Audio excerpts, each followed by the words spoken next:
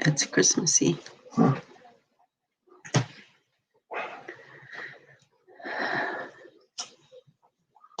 Greetings, friends and relatives. Thank you for joining us this evening.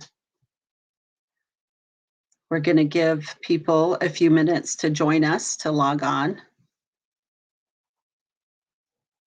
We are live with Yellowbird Traditional Storytelling, and tonight we are going to have a Winter Solstice message.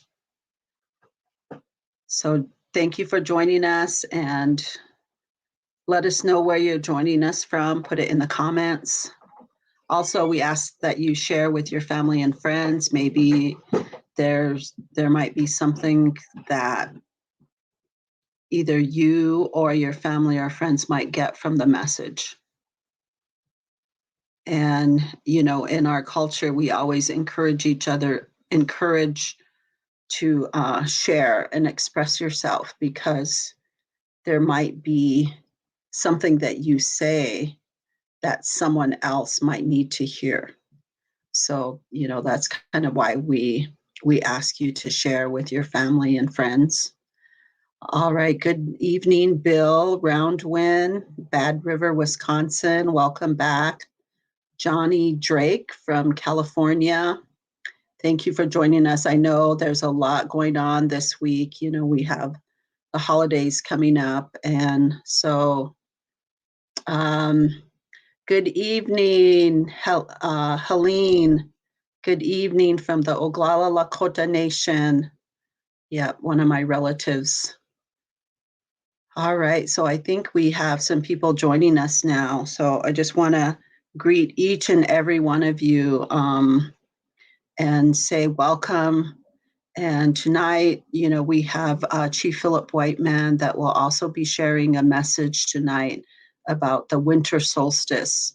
But before that, I just wanted to share a little bit and share, some thoughts that I have and just my experiences around this time of the year.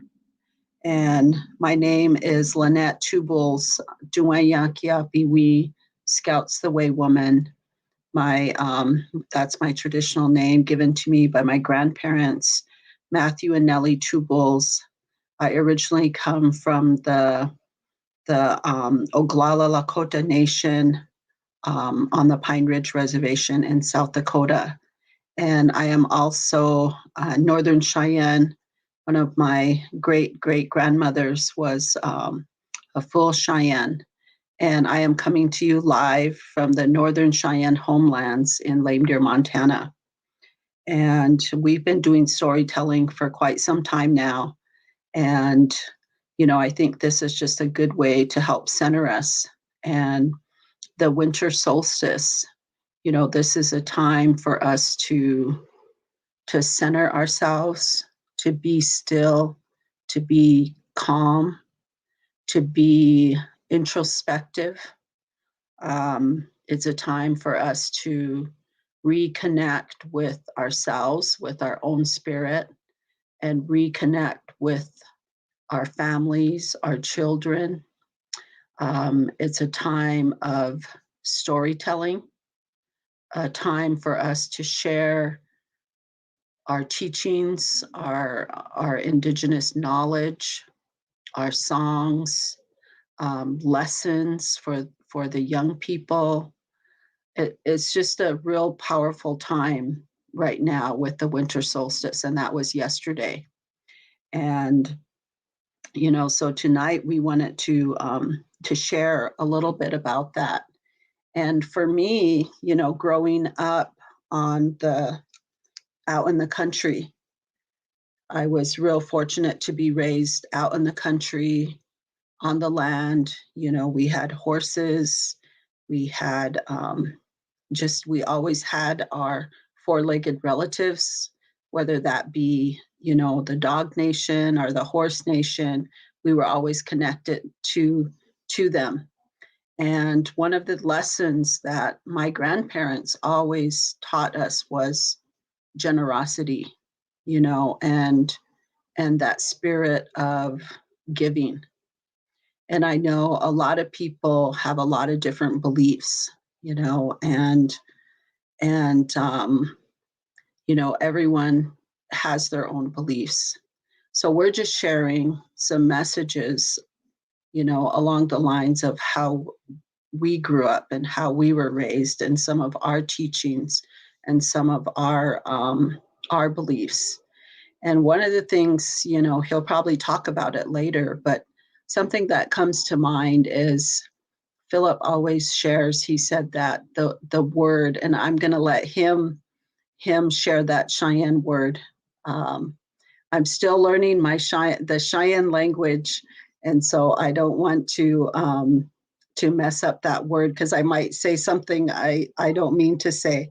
That's how it is in our languages. Sometimes you just say something wrong and it means something totally different, and I don't want to embarrass myself. So we'll let Philip share the word. But he shared with me that around this time, Christmas time, the word for Christmas means like some kind of holy day, a different kind of holy day. And, to me, that's really powerful, because our people are spiritual people. And if you go beyond religion, you go beyond the walls, the house, and go deep within back to spirit, I think you're going to find a lot of commonality across peoples all over this world. And so, for that word to, that Cheyenne word to mean, this is a different kind of holy day. I think that says a lot, because it acknowledges, that it is a special day. So I know everyone has their own beliefs, and our traditions, we believe in the winter solstice, and that's a real important day for us. And so that was yesterday. And the way I was raised was that this is a time of it's a time of joy, it's a time of happiness, it's a time of giving, uplifting others. And so, I grew up with both. My grandfather did believe in he always read the Bible to us, but it was more that he shared stories with us, like stories with a message. And these messages were about how we're supposed to live our lives. And that's not much different than our indigenous stories that we have and teachings, where we share these stories and they have a message and a meaning. So this is the time, that we would do that during the winter solstice, during the winter time. And so, that's one thing my grandfather really instilled in us, and the power of, we can call it prayer, you can call it meditation, you can call it centering, reconnecting. There's a lot of different words, but going deep within and talking to the universe, talking to Creator, talking to all of the spirits and calling upon that. So we were taught, prayer and the importance of that.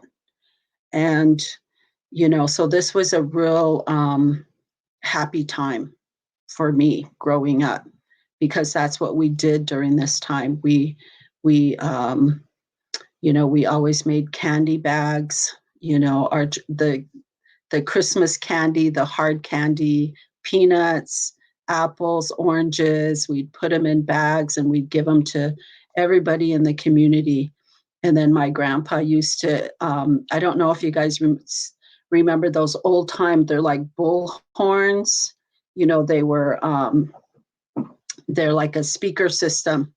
And the speakers were like a horn. So he would put those on the outside of our house, and he would blast Christmas music. I mean, just totally blow our ears out, but he would blast Christmas music all throughout the community. and you could hear it, everywhere. And he would do that every evening when he got home from work. And so it was just a good feeling. We'd go sledding, we'd go, my uncles would take us sledding. And so I grew up in the community, they call it the Payabia number 4 community. And so that's where, my grandparents provided, a lot of good, it was really meaningful around this time, and my grandmother as well. And my grandmother, she was very spiritual and also believed in the power of prayer. And so we would invite the community over to our home, and we'd have a big meal. And we were always giving to the community, so that's how I grew up, was that way, was helping the community, doing what we can to bring joy to children, bringing happiness to children. And I think, that's really important for us to get back to that, because we could really easily get stuck in anger.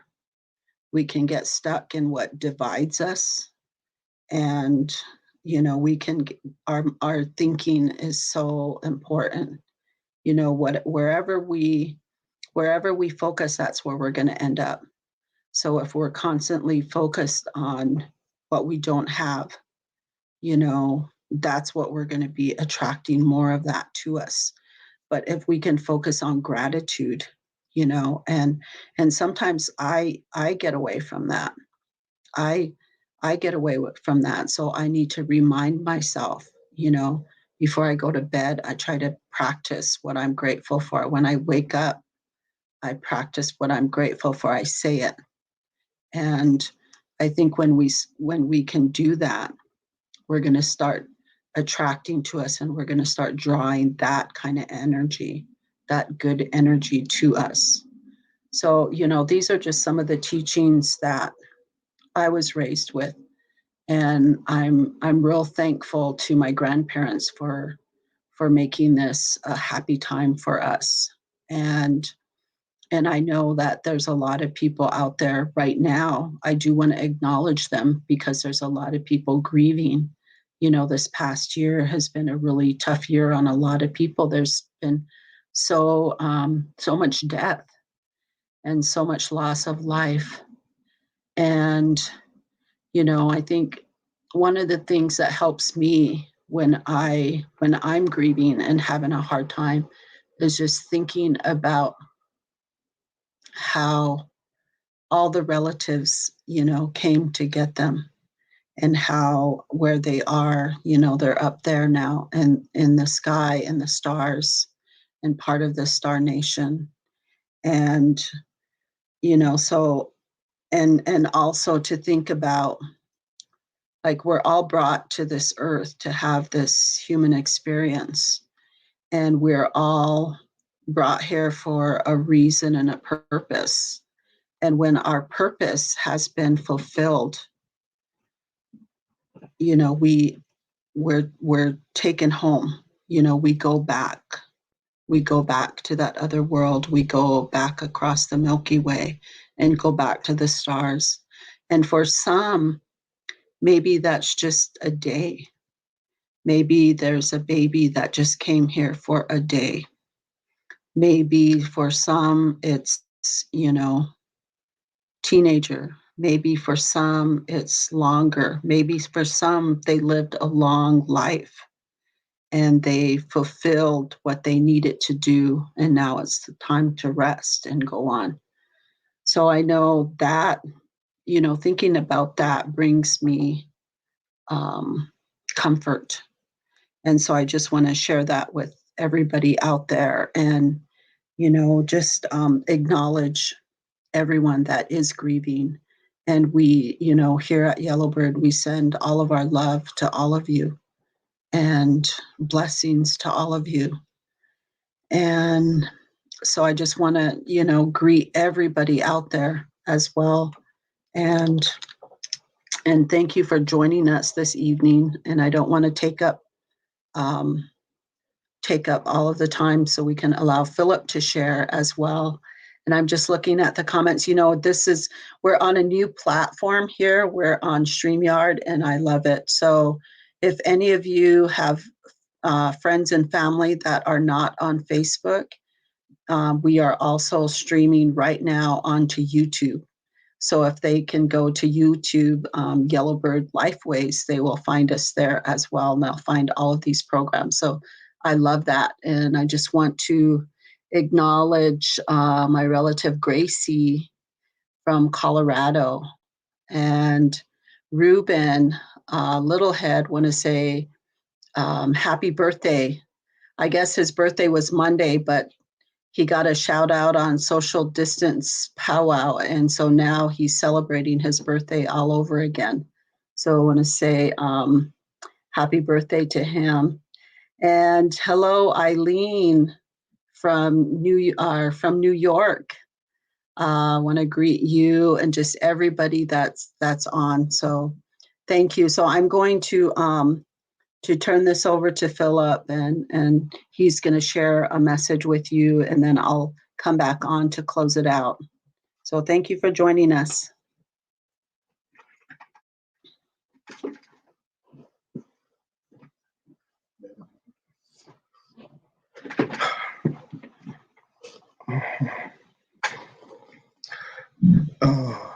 Nea'ese nakanata war mahayo nichiwata meno ne wa jishmeno ne khoto mo meno husashta ai ho institutum daga ho when ne nachstot mahayenas daga ne medwen ne chiwat tast chiwata mananzi ha me just nama chito ho shinas ti ha motas tino he sabu chistan hos Mahenas ninshwata meno mahenas tiha omanes stameno hakash konsidokse yameshes shwadam naha nana vesson wohastanas neashmeno. I wanna thank each and every one of you for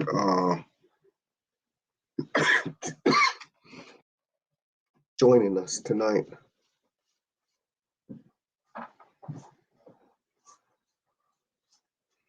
I offered prayer to the Creator, maybe some way, somehow. The Creator can hear our prayers and our thoughts and our energy. And I was listening to Lynette reminisce about days gone by. And today, where we're at, we come to a sacred place. We're at a fork. We're at a Y. Cheyennes call it war. It's in the Milky Way. There's a road that's kind of a short one. Another one that goes over to the other side. And when you come to this place, war, it was a deciding point. Cheyennes, they got journey song, and it talks about that war, about that fort.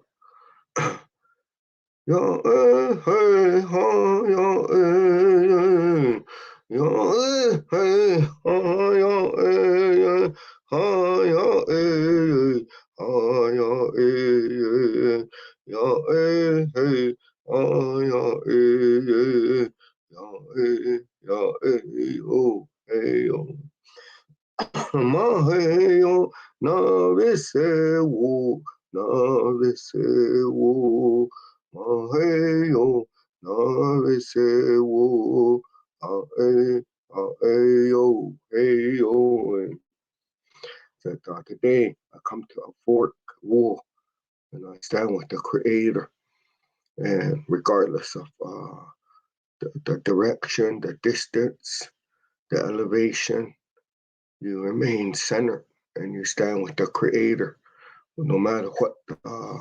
I guess Buffalo Hodua, there's a storm coming, and there's a blizzard, wind, and I guess they kind of look around and they see where that storm's coming from. And then they start marching towards it. And they put their head down and they line up and they go right through their storm. They march into it and they get to the other side. I guess that's their nature. And they don't back away. They don't turn away. They meet it. That's their blessing. And it's kind of like a transformation. And it's like a bumblebee. It's a bumblebee. It's got little bitty wings and its size, its body. Its wings can't, well, I guess the creator told that bumblebee to fly. And it's almost unnatural because of its size and the way it's built. But the creator told it to fly. And then there's another one. It's a worm. The worm, the inches along. And then it's kind of like a metamorphosis. There's a time coming when it changes. It builds a cocoon and it goes inside there and it dies. It goes through a transformation. And then on the other side of it, it takes on a different form of life. It grows wings and it flies. And I heard a story how these two worms, they together, they inch along and they depend on each other. They're connected to each other and they help each other. And right from the beginning at birth, they're helping each other. They follow each other around. And they love each other. And they help each other. And then they come to this time where this transformation, this metamorphosis is going to take place.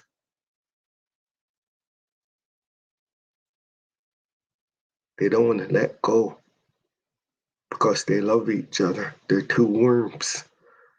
They can't do without each other. But life's taking place. And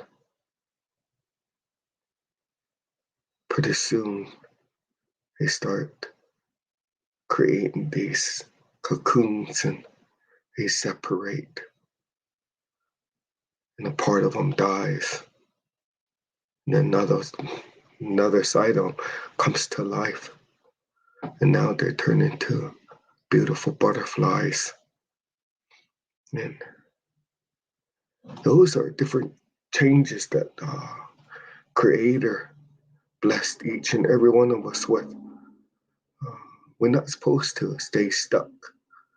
We're not supposed to be able to just inch along and barely get by. What we see as a death or what we see as an end, time coming to change, transformation. This why so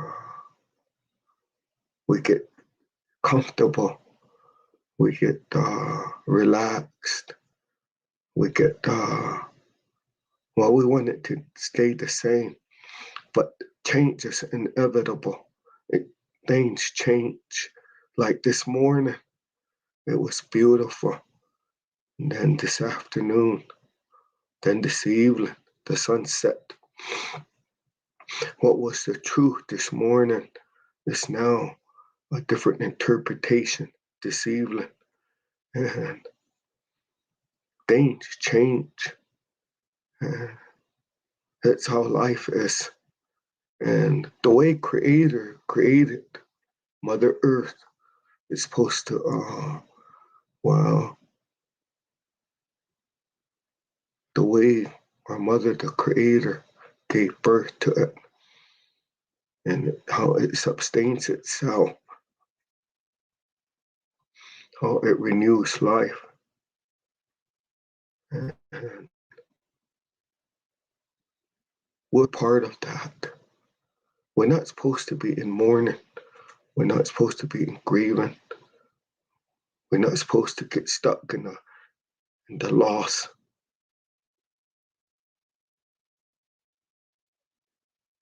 Life, change, this metamorphosis, this new dawn, this new day.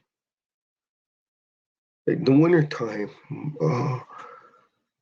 my dad, my grandparents, I guess they come to the Black Lodge district here in Lame Deer. And wintertime, they put up their teepees and tents and they celebrate. They give horses away and they give gifts away. And then they exchange stories. They exchange gifts. They exchange, their connection with each other. And they would celebrate life. They would dance and sing. They put their bells on and they put their regalia on and they dance into the night. And it's supposed to be a time where it's a kind of like a renewal. And I guess our Mother Earth inhales twice, once before the sun rises, excuse me, and once just after the sun sets. But they always say that too, the summer solstice and the winter solstice, that's another time too, where it expands and inhales and then it contracts and exhales. And it's an energy. And that energy radiates outwards to the universe. And the universe, I guess it's in a perfect alignment. I guess the Creator created it that way. It's perfect. But here on Earth, it's called life. And life is not, it's seasonal. And we get comfortable and we want to hang on to it. It's like me, sometimes I wish, well, not sometimes, but all the time, I wish people wouldn't die. I wish I was still with my parents and my grandparents and my loved ones. But our stories, they cannot die because resilience, transformation, and that metamorphosis, that learning to let go and learning to adjust and adapt and improvise, all of those words there, they must mean something. We're not supposed to get stuck. We're supposed to meant to live life. And we're here, we got gift. Each and every one of us has a gift. And we're not supposed to conform. We're not supposed to come down here and adjust and adapt and be stifled and be part of the herd. We have a story. We come here to add to life. We come here to add to this. We're extraordinary. And those that continue to live in their truth and their story, they remain extraordinary. But majority of the people, they become extraordinary, ordinary. They conform. And then they start to mourn and then they start to grieve. Then they feel that sense of loss. But our stories, they tell us that, we're co-creators. And we're the same color as life. We're the same color as Mother Earth, the breath of life, the water of life. And we're supposed to be good to each other, and we're supposed to see the good in each other, even in our enemies. We're supposed to see fortune and misfortune. We're supposed to be able to move mountains. We're supposed to be able to talk to our storms. We're supposed to be able to erect our horns upwards and face the storm that's coming and challenge it and move towards it. And our stories tell us this is not our home. We're only here just for a brief moment. And we come with a gift, we come with a song, we come with a message. We add to this thing called diversity. Without diversity, there's no unity. And without the understanding of unity, you don't know that you're connected to all your loved ones. You don't know you're connected to even your enemies. You can hurt yourself by hurting them. And our stories and our songs are real important. And we have to remind ourselves that while even children, they got messages. If you listen to them, I got grandson's name is Jeton. He was seen in a song. He was seen in an honor song. I asked him, what kind of song is that, grandson? He said, it's an honor song. And he was seen in it. And I was wondering, where did that song come from? And how it came through him? And how did he determine that it was an honor song? He just knew it. It came from a place of knowing. And sometimes I think that's what we have to do. We have to go back to that childlike imagination and memory. Because where we're at today, we know too much. We know everything. And it's like we're stifled. We can't learn anymore. We already know the answer. We don't even know the question yet. And nobody can't tell us anything. And we're too smart. I guess the future is not about who's going to be the smartest, who's the most intelligent. I guess it's going to be the future. It's going to be with the wisest. You have to learn to listen so you can be heard. You have to learn to understand so you can be understood. You have to learn to respect life, all of life. We're connected to it. Then you have to learn to follow so you can become a leader. And then it's better to be kind and right. Those are some of the teachings that are in our languages, in our songs, in our prayers, in our circles. They say that our circles, they have the wisdom of the universe. You go to them and you just go in there and have an open mind, an open heart. Don't go there to try to change anything. They say don't change anything. Leave it the same. They say that some of our circles, they're not for righteous people or good people. They need our circles. They're for people like me that need help. And when you go there, you learn something. You learn to sit still. You learn to listen. You learn to be quiet. You learn to be with yourself. Then they use fire too. Fire has a way of communicating with you. There's fire that's inside us. And then those songs and then those hidden messages between the sound, the silence, where the hidden codes lie that connected to the universe. They're there. So when they come together in the wintertime, they bring their best songs. They bring their best energy. They bring their best to the circle.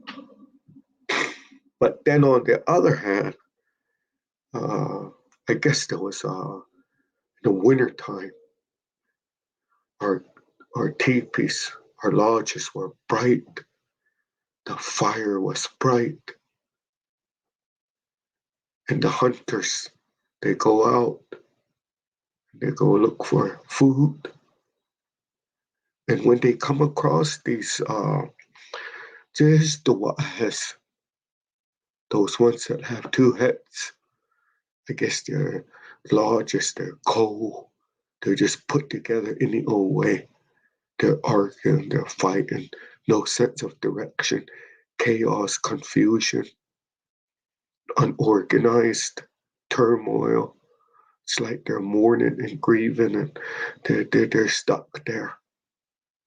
So these warriors, when they see those two-headed ones, just the wise, they living the way they're living, they would rush back to their lodges, take their lodges down, and move away. And after they were saved, then they put their lodges back up. But I guess they said that someday those guys over there, they're just the wise, those ones with two heads. I guess someday they're gonna slowly creep into our lodges. They're gonna slowly creep into our villages. I guess you can tell they are, well, the way they live their life. They might talk good and everything. They might know everything, but their life, their lodges, their fire, their homes, I guess they're not bright. Turmoil, chaos, and confusion. I guess you're not supposed to hang around them. You have to get away from them. So my grandparents and my grandfather and my parents, they tell me these stories. Yeah, I think they're real. They're real. Because we got a lot of circles in life. Some circles, they can empower you. When you empower a circle will empower you. But when you try to overpower a circle, you want to be the one. You want to be the main one. You want to be the leader. That circle will overpower you. And when you understand circle, what goes around comes around, and what you put out there comes back, and how we're all connected.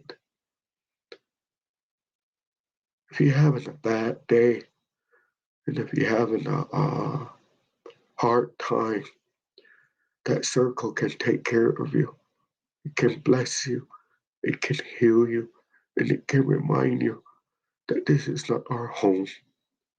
We're only here for a short time. Lynette talked about gratitude. I guess we're supposed to have an attitude of gratitude. You don't know what's around the corner. And you're supposed to enjoy every minute of life. There's always fortune in misfortune. There's light, and even in the darkest of places.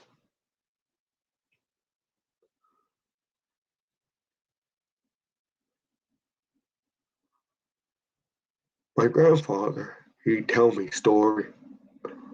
I guess there was a young girl walking near the creek, picking berries. The spirit came and told her that she was going to be blessed. So when she got home, she told her parents that the spirit blessed her. From that blessing, a young boy was born. that brought us teachings, ceremonies, in a way during these catastrophic events, during these times of change. I guess this young boy told our people to come together and stand together, become one and unite. They call it Manu'adan. And here, when different people, they come to us, they talk about Jesus and his birth, how all the animals, the stars, and being poor, being rejected, going through a difficult time. It has parallels with our stories. And then too, some say that the one that's going to come, the one that's going to bring life, the renewal is still coming.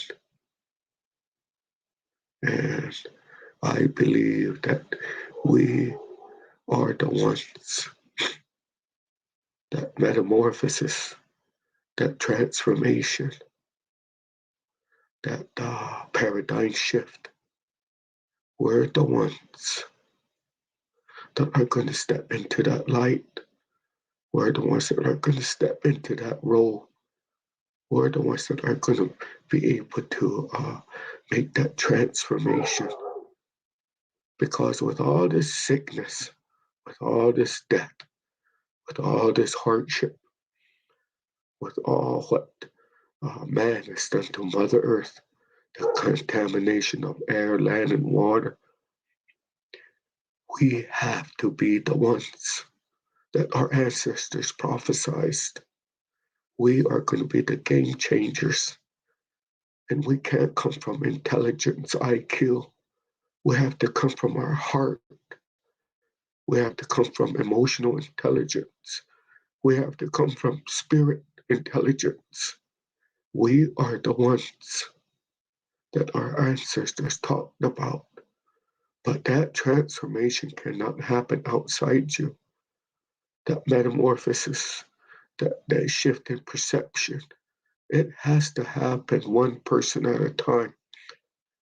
It has to come from the inside. And we are the ones that can do it.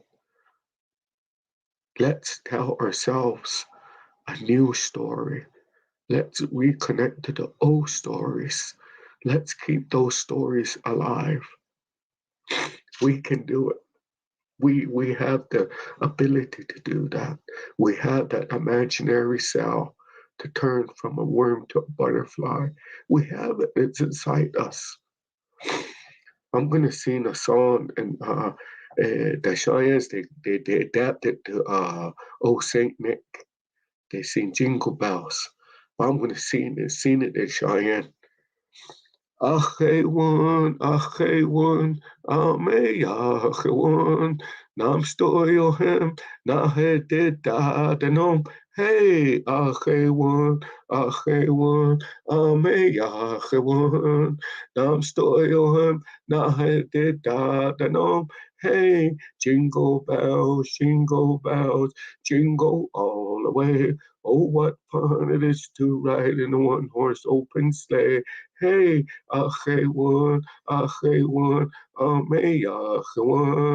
Stoyohem, Naheditadenom. Hey, happy solstice. We'll see you again. Nea'ese. Ha.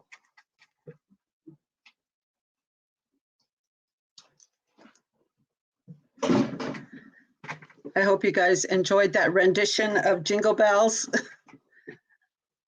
That's one thing about our people. We're adaptive, we're resilient. And, this time of the year, I would like to say this as well, this has historically been a real tough time for a lot of our peoples, because way back, it goes way back, and they would call this the winter campaign. All the the attacks on our people. And right now we have the Dakota 38 plus 2, the riders, they're riding to Mankato, Minnesota, where 38 of the Dakota people were hung. And also the Wounded Knee, the Bigfoot ride to Wounded Knee and the Wounded Knee massacre. And also right now we're getting ready, for the Fort Robinson spiritual run that we do 400 miles. And, all of these times and attacks were done in the coldest times of winter. But when I was saying that we're resilient, it reminded me of all of this. That's why I needed to say this and address it, because for those of you out there, I know we have listeners all over the world. We have listeners, from a lot of different places. I encourage you to learn the history, the real history of what happened, during this time. And so we do these things to not stay stuck in trauma, but we do these healing rides and runs and to help us to connect to our ancestral wisdom, resilience, and strength.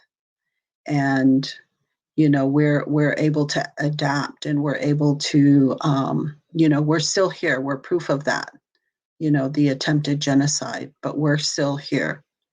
And so we are strong peoples, and we're beautiful peoples. And so, we just wanted to remind you all of that. And I think Philip's message tonight and what he shared, that was a part of us. We need to reconnect back to that and reclaim ourselves, reclaim that strength, reclaim that wisdom, reclaim that beautiful, that beauty that's within us. And going back to gratitude again, I just want to encourage you all to have gratitude every day. There has to be something that you're grateful for. And today, during the winter solstice, it's a time to reflect on that. All the good things in our life, all the good people in our life. And, it's a time of reflection, reconnection, hearing the stories and reconnecting to those teachings. So I just want to say that much. Thank you all for joining us tonight. And, want to wish all of you happy holidays, no matter what it is that you believe, and we will definitely keep all of you in our prayers. And we're, like I said, we're preparing for the Fort Robinson run, which is January 8th through the 14th. And as we run, one of the things that we teach these young people is as they're running, it's a prayer. Their run is a prayer. And so they're holding all the relatives, they're holding all those that are sick, the elders, the children, they're holding all of them in prayer as they run. And so it's spiritual, and it helps them connect back to their own spirit.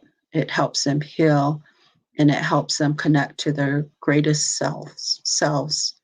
And so all of these things that we do, the rides and the runs, they're important to our healing, and it's important to remember. We can never forget, but we don't want to stay stuck in the trauma, but we want to use, we want to empower ourselves and not let our ancestors' sacrifice be in vain. So, that's our message tonight, and I hope, you got something from it.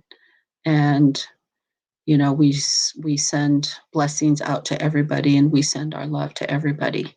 So we want to wish you all happy holidays. We'll see you. I'm not sure if we'll be back next week because we're preparing, but we will be back on the run with some live events. So just, check back on Yellowbird for some of those events that will be posted. Thank you.